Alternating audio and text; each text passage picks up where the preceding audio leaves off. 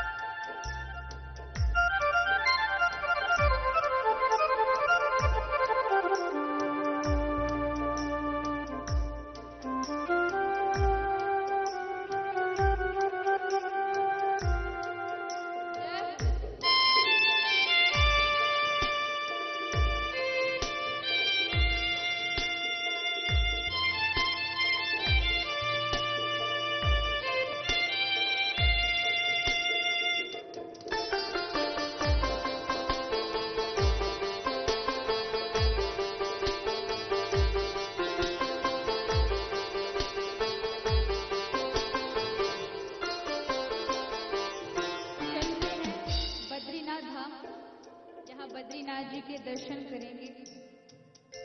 तो किसने छवि बद्रीनाथ जी की देखी है? कम लोग लग रहे। बद्रीनाथ जी गए नहीं हो? अरे बद्रीनाथ जी में बैठ के भी हाथ ऊंचे नहीं किए जा रहे हैं। हे बद्रीनाथ विष्णु अवतारी, तेरी महिमा न्यारी है। बद्रीनाथ विष्णु अवतारी, तेरी महिमा न्यारी है। तू ही राम श्याम गोपाला, चक्र सुदर्शन धारी है। तू ही राम श्याम गोपाला, चक्र सुदर्शन धारी है। नारायण भी तेरा नाम, सत्यनारायण भी तेरा नाम। नारायण भी तेरा नाम, सत्यनारायण भी तेरा नाम। चार धाम तुमको प्रणाम, पूर्ण करते हो सबके काम।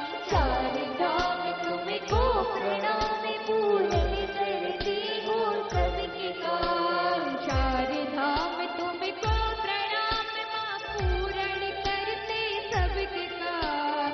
चार धाम तुमको प्रणाम, पूर्ण करती हो सबके काम। चार धाम तुमको प्रणाम, पूर्ण करते हो सबके काम। चार धाम तुमको प्रणाम, पूर्ण करते हो सबके काम।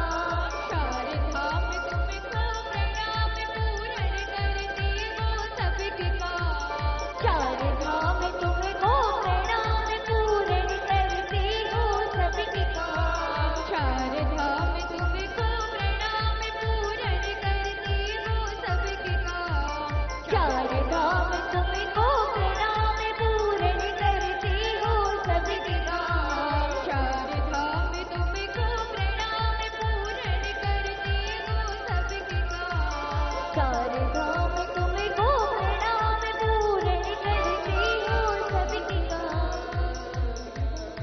तुमको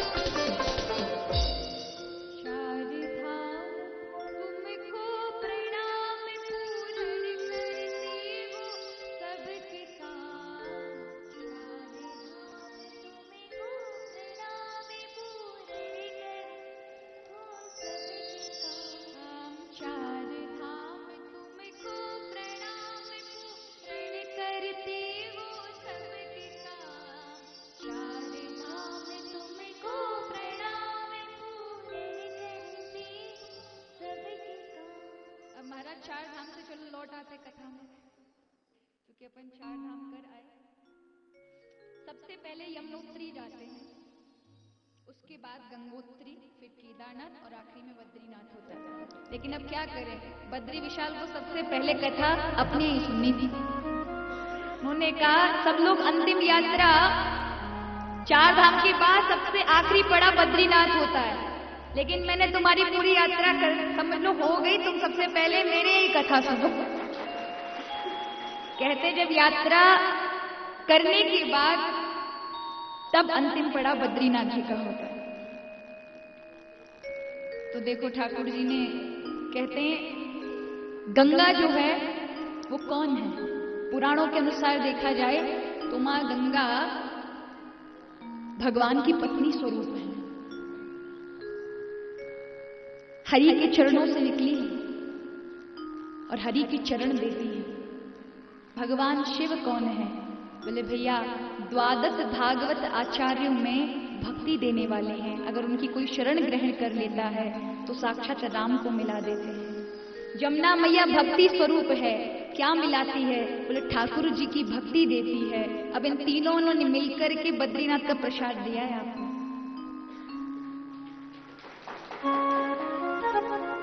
क्योंकि तीनों का देह ठाकुर है, इसलिए आखिरी यात्रा जो होती है, अंतिम पड़ाव बद्रीनाथ होता है। यानी तीनों मिलकर के क्या वरदान देते हैं? बोले आप हरि की शरण में जाओ, आज से हमने आपको हरि को सौंपा। ये होता है इसका मतलब। हमारे यहाँ वृंदावन में, ब्रज में जमुना जी जब बहती हैं तो वहां लोग भागवत का पाठ करेंगे, गोपी गीत का पाठ करेंगे, भ्रमर गीत का पाठ करेंगे। क्यों? यमुना मैया भक्ति महारानी है। भगवान का, जब भगवान स्वधाम को गमन कर गए, अपने धाम चले गए, तो भगवान की 16,000 जो रानियां थी वो बहुत दुखी होने लगी, भटकने लगी, रोने लगी, विलाप करने लगी, हमारे पति हमें छोड़कर चले गए। लेकिन यमुना मैया हमेशा भगवान के साथ ही रही। इसलिए जब ब्रज में उद्धव के साथ 16,000 जो वो गोपी स्त्रियां थी, जब आती हैं और ब्रज में यमुना मैया को 16 श्रृंगार करा हुआ देखती है तो उनको बड़ा आश्चर्य होता है। हम तो सफेद वस्त्र पहन के घूम रही हैं, हमारे पति चले गए और तुम सुहागिन बनकर घूम रही हो। तुम भी तो पट महिषियों में से एक हो, भगवान की पत्नी हो। तो मां यमुना ने कहा, तुम्हारे लिए भगवान, तुम्हारी दृष्टि नहीं है इसलिए प्रभु तुमसे दूर है, मेरे में तो प्रभु विहार करते हैं। यही सारी लीलाएं मेरे किनारों पर होती है और मैं प्रतिदिन उसका आनंद लेती हूँ। मैं तो अपने पति के हमेशा समीप हूँ और जो उनकी शरण ग्रहण करता है, मां यमुना उन्हें ठाकुर को पकड़ा देती है। यानी तीनों का देह क्या है? हरि के चरण, प्रभु के चरण पकड़ा। बचपन में अपने जीवन की बात बता रही हूं। मैंने अपने जीवन में भगवान शिव मेरे इष्ट थे। बचपन से ही उनकी पूजा, उनके व्रत आदि करना हमारी माताजी ने हमें डाल रखा था। और कहते हैं भगवान शिव ने ही ठाकुर को पकड़ा दिया। जिसको आप इष्ट मानते हैं, कोई बालाजी को मानता है, कोई देवी जी को मानता है, वही इष्ट आपको ब्रह्म पकड़ा देता है। हमें बाद में पता चला, जब हमने द्वादश भागवत आचार्यों के बाद जब भागवत आदि का अध्ययन हुआ, तब पता चला कि भगवान शिव वैष्णव हैं। 12 वैष्णवों में से भगवान शिव सप्रथम वैष्णव हैं। जो उनकी शरण ग्रहण करता है उन्हें हरि की भक्ति आसानी से प्राप्त होती है। अन्यथा लोग हरि की भक्ति के लिए बहुत चक्कर खाते हैं, तब भी उन्हें सहजता से हरि में मन लग ही नहीं पाता। तो ये इष्ट की कृपा होती है। तो इन तीनों, गंगोत्री, यमुनोत्री, केदारनाथ, भगवान का देह एक ही है। यदि आप मन से गए तो ये हरि के चरण ही आपको सौंप देते हैं। भैया, जो हमारे हृदय में रहते हैं, हम जिसका सतत नाम जपते हैं, वह हमने आपको दिए। और ये मिल जाए तो बहुत बड़ी बात है।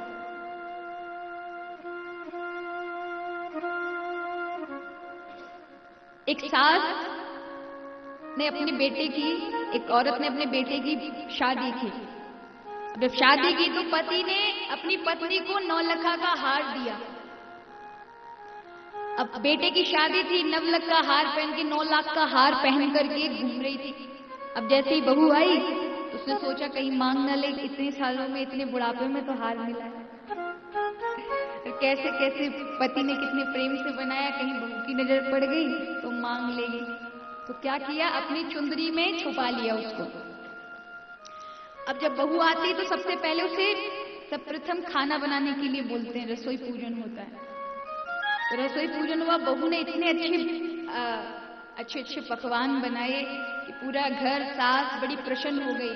सास ने कही, बहू मैं तुझ पर बड़ी प्रसन्न हूं, कुछ मांग ले, आज तू जो मांगेगी वो मैं तुझे दूंगी। बहू ने कहा, सासू माँ अगर आपको देना है तो आपके जो ये चुंदरी में छुपा हुआ हार है ना, यही दो। अब तो महाराज सास बड़ी दुखी हुई, जिसको छुपाती घूम रही थी वही चीज मांग ली। ठीक इसी तरह से भगवान शिव भी अपने हृदय में भगवान राम को छुपाकर, भगवान हरि को छुपाकर घूमते हैं। जो साधारण सामान्य भक्त हैं वो धन मांगते हैं, दौलत मांगते हैं, कहीं कुछ मांगते हैं, लौकिक सामान मांगते हैं, उन्हें भगवान शिव दे करके और भगा देते हैं। लेकिन जो उनसे हरि मांगता है, जो उनसे प्रभु मांगता है, आपके हृदय में जो विराजते वो चाहिए, तो महाराज भगवान शिव को देना ही पड़ता है।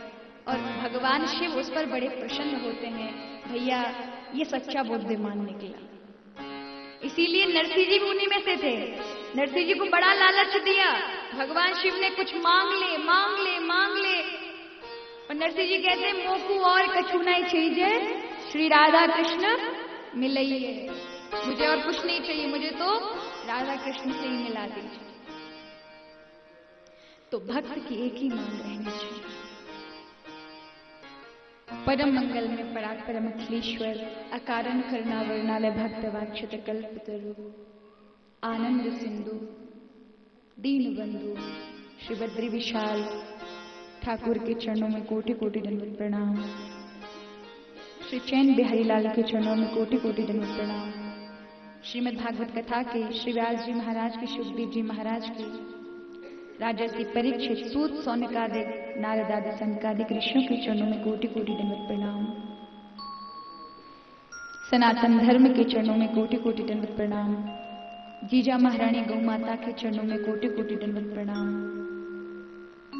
वृंदावन धाम यमुना मैया गिरिराज जी महाराज के चरणों में कोटि कोटि दंडवत प्रणाम नमन। परम पूज्य सद्गुरुदेव भगवान के चरणों में कोटि कोटि दंडवत प्रणाम नमन।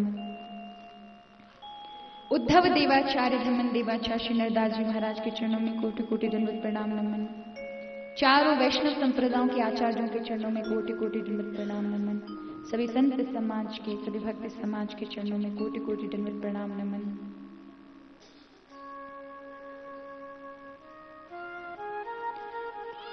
मंच पर आसीन, मंच पर आवाहित पूज्य देव प्रतिमंडल के चरणों में कोटि कोटि दंडवत प्रणाम। हमारे बीच विराजमान उपव्यास स्वरूप सभी ब्राह्मण विद्वत समाज के चरणों में कोटि कोटि दंडवत प्रणाम।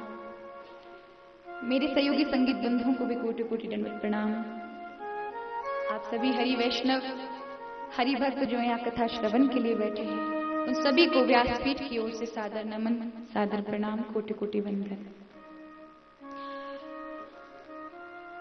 कल हम सभी, आज कथा का चतुर्थ दिवस है और आज अवतारों की लीला जा रहा है, अवतारों की कथा है। भागवत कथा, कोई कहता है कि भागवत कथा क्या है? 24 अवतार भगवान के जो हैं उनका विस्तृत वर्णन ही भागवत कथा है।